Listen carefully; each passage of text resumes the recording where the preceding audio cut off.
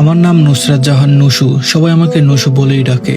আমার এক ছেলের সঙ্গে 1.5 বছরের সম্পর্ক ছিল, তার নাম মেহরাব হাসান মুরাদ। আমাদের সম্পর্কটা ছিল ফেসবুকে। তখন আমি ইন্টার ফার্স্ট ইয়ারে ভর্তি হয়েছি, মাত্র 2 মাস। ক্লাসের দিক থেকেও আমার 2 ব্যাচ সিনিয়র। 2024 সালের জানুয়ারির শেষের দিকে ওর সঙ্গে আমার প্রথম কথা হয়। প্রথমে আমাদের মধ্যে গুরুত্বপূর্ণ সম্পর্ক ছিল।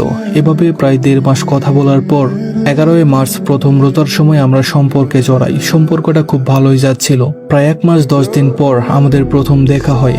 আমাদের বাসা থেকে ওর বাসায় যেতে 100 টাকার মতো ভাড়া লাগতো, কিন্তু ও গ্রামে থাকতো না। ব্যবসার কারণে ওর বাবার সঙ্গে ঢাকায় থাকতো। ওর মধ্যে আমি মোটামুটি আমার পছন্দের সবকিছুই খুঁজে পেলাম, বিশ্বস্ততা, সরলতা, সবকিছু। আমি অন্তত নিশ্চিত ছিলাম যে ও আমাকে ছাড়া অন্য কোনো মেয়ের সঙ্গে কথা বলে না। এর অনেক প্রমাণও আমি পেয়েছি। এভাবেই আমাদের সম্পর্কটা খুব ভালোই যাচ্ছিল। মুরাদ ছিল আমার জীবনের প্রথম পুরুষ। এরপরও আবার ঢাকায় চলে যাই। এভাবে আমাদের সম্পর্কের প্রায় 3.5 মাস চলে। একদিন ওর মা গ্রাম থেকে ঢাকা আসে। এর আগে আমি ওকে জিজ্ঞেস করেছিলাম যে তোমরা ঢাকায় কে কে থাকো। ও আমাকে বলেছিল ওর বাবা, ওর একটা আন্টি আর ও নিজে থাকে। তখন আমি বলেছিলাম যে আন্টির স্বামী থাকে না। ও আমাকে বলেছিল যে আন্টির স্বামী ব্যবসার জন্য বিদেশে থাকে, মাঝে মাঝে আসে। ব্যাপারটা আমার কাছে তখন একটু খারাপ লেগেছিল, কিন্তু আমি এ নিয়ে কিছু বলিনি। একদিন রাত 10:30টার দিকে আমার সঙ্গে ও কথা বলছিল। এমন সময় ওদের বাসায় ঝগড়ার শব্দ শুনতে পাই। তখনও আমাকে বলে, নুসু আমি তোমাকে পরে ফোন দিব। এরপর প্রায় 2 ঘন্টা অপেক্ষা করার পর মুরাদ আমাকে ফোন দেয়। কল দিয়ে আমাকে বলে, নুসরাত আমি তোমার থেকে একটা কথা লুকিয়েছি। আমার মনে হয় না কথাটা আর লুকানো উচিত। তখন আমি বললাম, কি কথা লুকিয়েছো তুমি? ও আমাকে বলল, আমার বাবা 2টো বিয়ে করেছেন। আসলে আমাদের বাসায় ওই আন্টি আমার সৎমা। আমরা 2 ভাই বোন আর আমার সৎমায়ের এক ছেলে। এই কথাটা শোনার পর মনে হলো যেন আমার মাথার উপর আকাশটা ভেঙে পড়েছে। কারণ আমি জানতাম আমার পরিবার এটা শুনলে কোনোভাবেই রাজি হবে না, কিন্তু ওকে ছেড়ে দেওয়া আমার পক্ষে সম্ভব ছিল না। কারণ আমি ওকে অনেক বেশি ভালোবেসে ফেলেছিলাম। তাই না চাইতেই সবকিছু আমি মেনে নিলাম, কিন্তু মনে মনে অনেক ভয় ছিল, অনেক কেঁদেও ছিলাম এই ভেবে যে আমি কি ওকে পাবো। কিন্তু শেষ পর্যন্ত সবকিছু মেনে নিয়ে আমাদের সম্পর্ক আবার চলতে থাকে। এর মধ্যে আমাদের আবারও দেখা হয়। আমি ওর প্রতি পুরোপুরি আসক্ত হয়ে পড়ি। ওকে ছাড়া কিছুই বুঝতাম না, পাগলের মতো ভালোবাসতাম। ওর সামান্য অবহেলা বা সামান্য কষ্ট সহ্য করতে পারতাম না। অনেকবার ওর সঙ্গে রাগ করে, ঝগড়া করে, অভিমান করে হাতও কেটে ফেলেছিলাম। অনেকবার ঘুমের ওষুধও খেয়েছিলাম। মুরাদ আমাকে অনেক বেশি ভালোবাসতো, সে অনেক পাগলামি করত। এভাবে প্রায় 6 মাস চলে গেল। একদিন হঠাৎ আমার বাসায় বিয়ের চাপ আসে। আমি সবকিছু মুরাদকে বললাম। অনেক বেশি হতাশ হয়ে গেল। আর 2 দিন পরে ঢাকা থেকে গ্রামে আসে। আমি ওর সঙ্গে দেখা করলাম। তার পরের দিনও আমাকে আবার দেখা করতে বলল। ও বলল, নুসরাত তোমার জন্য একটা সারপ্রাইজ আছে, তুমি তাড়াতাড়ি এসো। আমি গেলাম, পার্কে বসেছিলাম। হঠাৎ ও আমাকে বলল, চলো আমরা বিয়ে করে ফেলি। আমি অবাক হলাম, কিন্তু আবার খুশিও হলাম। এটা ভেবেছে আমি আমার পছন্দের মানুষটাকে পাবো। আমি বললাম, হঠাৎ এই সিদ্ধান্ত কেন?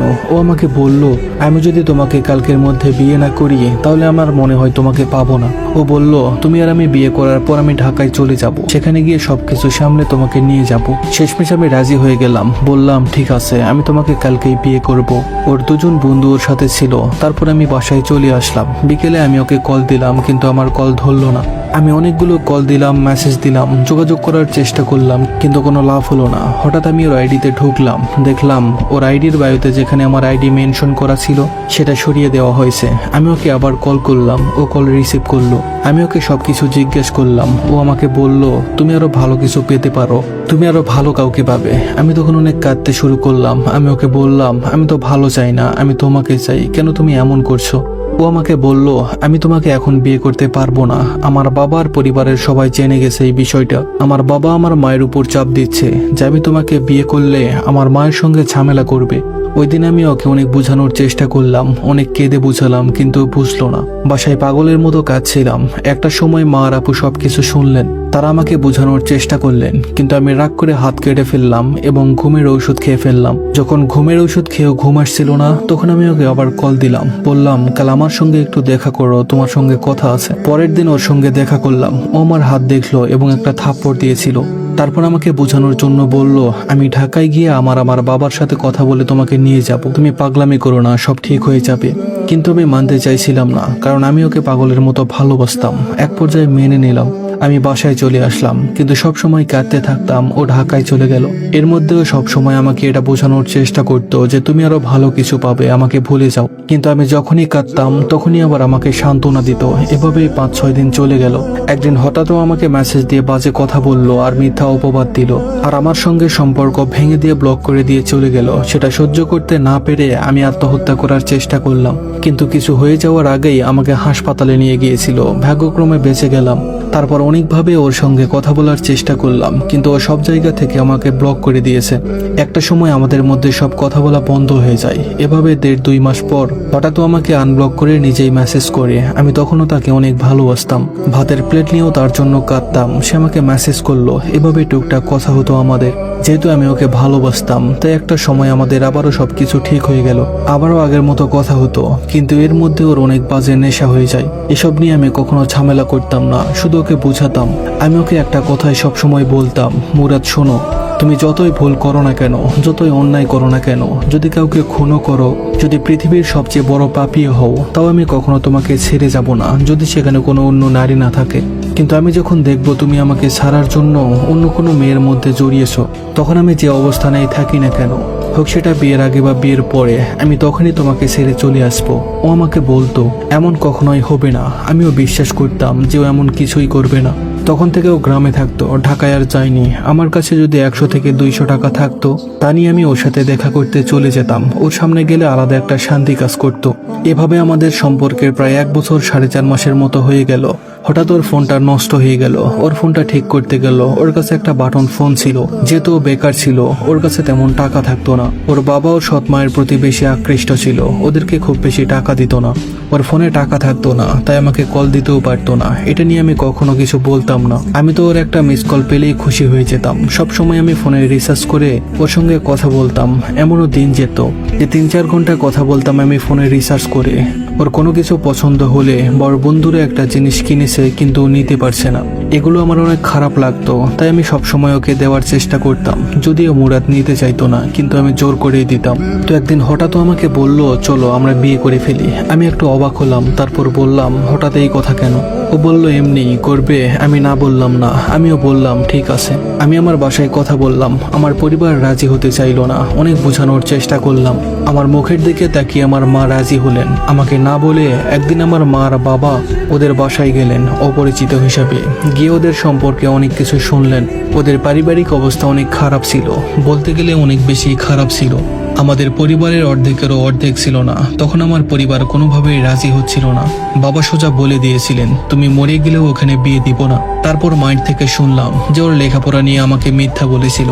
ও এসএসসিতে ফেল করেছে, যেখানে কিনা আমাদের পরিবারে পড়ালেখাকে প্রথমে অগ্রাধিকার দেওয়া হয়। কিন্তু তা অনেক কষ্ট করে মাকে মিথ্যা বলে বুঝিয়েছিলাম যে এগুলো মিথ্যে। ও ইন্টার কমপ্লিট করেছে, কিন্তু সত্যি বলতেও পরেও নি। পরিবার রাজি হচ্ছিল না, তাই আবার আত্মহত্যা করার চেষ্টা করলাম। অ্যাম্বুলেন্স দিয়ে আমাকে হাসপাতালে নিয়ে যাওয়া হলো। ভাগ্যক্রমে এবারও বেঁচে গেলাম। আমার পাগলামি দেখে মা রাজি হলেন। এর মধ্যে মা ওর সঙ্গে অনেকবার কথা বলেছেন। মা রাজি না হয়েও রাজি হয়ে গেলেন। বাবা ভাইয়েরা কেউ জানতো না। এভাবে আমাদের সম্পর্কটা আবার চলতে থাকলো। ওই যে বললাম ওর ফোন নষ্ট হয়ে গেছে, আমি ওর কাছে কল দিয়ে কথা বলতাম, কিন্তু হঠাৎ আমাকে অনেক বেশি পরিমাণে অবহেলা করতে লাগলো। আমি কল দিলে সবসময় ব্যস্ততা দেখাতো। সারাদিন একবারও কথা বলতে পারতাম না। রাতে অপেক্ষা করতাম কথা বলার জন্য, কিন্তু আমি কল দিলে ব্যস্ত দেখাতো। অনেক কাঁদতাম। টানা যখন অনেকবার কল দিতাম, তখন কল রিসিভ করে আমাকে অনেক গালিগালাজ করতো। পরে ফোন দিবে বলে আর ফোন দিত না। রাত 2টা-3টা বেজে যেত। আমি অপেক্ষা করতাম, কিন্তু কথা বলতো না। আমি ওর মায়ের কাছেও ফোন দিতাম। ওর মায়ের সঙ্গে অনেক কথা বলতাম, কিন্তু ও কথা বলতো না। আমাকে অনেক বেশি পরিমাণে অবহেলা করতে লাগলো। ওর জন্য অপেক্ষা করতে করতে আমি প্রতিদিন তাহাজ্জুদ নামাজ পড়তাম। অনেক কাঁদতাম মোনাজাতে, সবসময় মোনাজাতে ওকে চাইতাম। কিন্তু দিন দিন যেন ওর অবহেলার মাত্রা আরো বেড়ে গেল। খারাপ ব্যবহার, গালিগালাজ সবকিছু বেড়ে গেল। এর মধ্যে ওর ফোন ঠিক হয়ে গেল। তখন আমি একটা ফেক আইডি খুলেছিলাম। ভাবলাম এটা দিয়ে ওকে একটু পরোক্ষ করি। ফেক আইডি দিয়ে ওর সঙ্গে কথা বললাম। ও নিজেকে অবিবাহিত দাবি করলো। বলল আমার গার্লফ্রেন্ড ছিল, ব্রেকআপ হয়ে গেছে। যে সময় আমি ওকে বারবার কল দিতাম, ও আমার কল না ধরে আমার ফেক আইডির সঙ্গে কথা বলে যেত। এমনকি ঈদের দিনেও ও আমাকে একটা শুভেচ্ছা পর্যন্ত জানায়নি, কিন্তু ঠিকই আমার ফেক আইডির সঙ্গে সারাদিন কথা বলেছে, শুভেচ্ছা জানিয়েছে।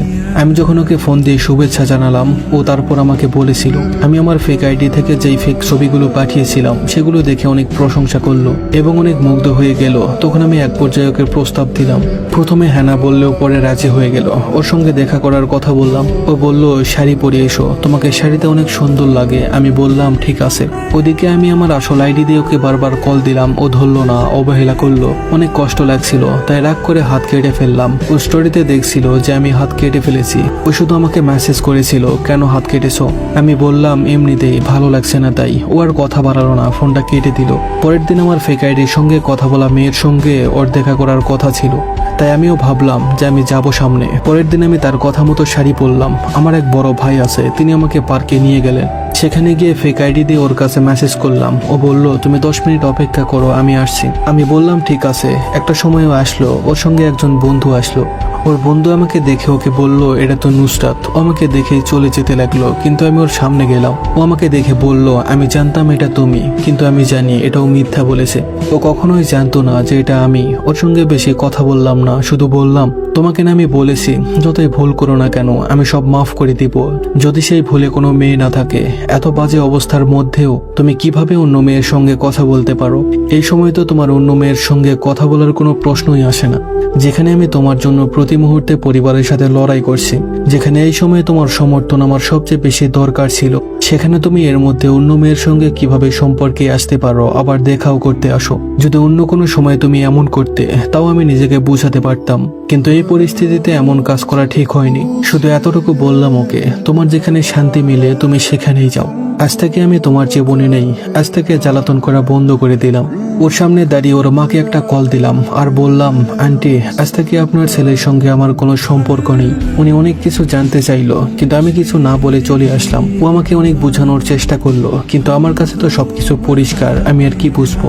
বাসায় আসার পর মাকে ধরে অনেক কাঁদলাম, পাগলের মতো কাঁদলাম, অনেক বেশি ভেঙে পড়েছিলাম। একটা মানুষ কয়বার ঠকাতে পারে। তারপর আর একটু ভালো করে ওর সম্বন্ধে দেখলাম, শুনলাম। ও আরো 2-3টা মেয়ের সঙ্গে কথা বলে পায়ের নিচ থেকে যেন মাটিটা সরে গেল। যাকে অন্ধের মতো বিশ্বাস করলাম, সে দিনের পর দিন আমাকে নিখুঁতভাবে ঠকিয়েছে। বাসায় এসে তার ছবি পুড়ে ফেললাম, অনেক বেশি ভেঙে পড়লাম। মার আমার আপু সমর্থনে একটু স্বাভাবিক হলাম, কিন্তু এখনো নামাজ পড়তে গেলে ওর কথা মনে আসে, আর তখনই চোখ থেকে আপনা আপনি পানি পড়ে। কিন্তু আমার দিন শেষে কষ্ট একটাই, আমি কোন দিক দিয়ে কম ছিলাম, কি ছিল না আমার মধ্যে, এই জিনিসের উত্তর আমি আজও পাইনি।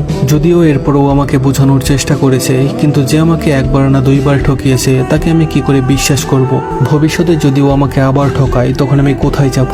আমার পরিবারের সামনে আমার কিছু বলার মতো মুখ থাকবে না, কিন্তু ওকে আমি কোনোদিন মাফ করতে পারবো না। অনেক নিকৃষ্টভাবে ঠকিয়েছে আমাকে। আমি ওর শূন্য পকেটে, পরিবারের খারাপ অবস্থায়, ওর বাবা মায়ের বন্ডিং, বলতে গেলে ওর সব বাজে দিক মেনে নিয়েছিলাম, আর বিনিময়ে ও আমাকে ঠকিয়েছে। একটা কথা নিশ্চিতভাবে বলতে পারবো, এই প্রজন্মে আমার মতো একটা পরিবার থেকে আমার মতো একটা মেয়ে ওর মতো ছেলেকে কখনোই নিঃস্বার্থভাবে ভালোবাসবে না। হয়তো সফলতা পাওয়ার পর ওকে অনেকেই ভালোবাসবে, কিন্তু আমার মতো শূন্য পকেটে ওর সব বাজে দিক মেনে নিয়ে নিঃস্বার্থভাবে কেউ কখনো ভালোবাসবে না। সবকিছু মিলিয়ে এতটুকুই বলবো, ভালো থেকে তুমি। যে সুখের জন্য আমাকে বারবার এমন নিকৃষ্টভাবে ঠকিয়েছো, সেই সুখ যেন তোমার দীর্ঘস্থায়ী হয়।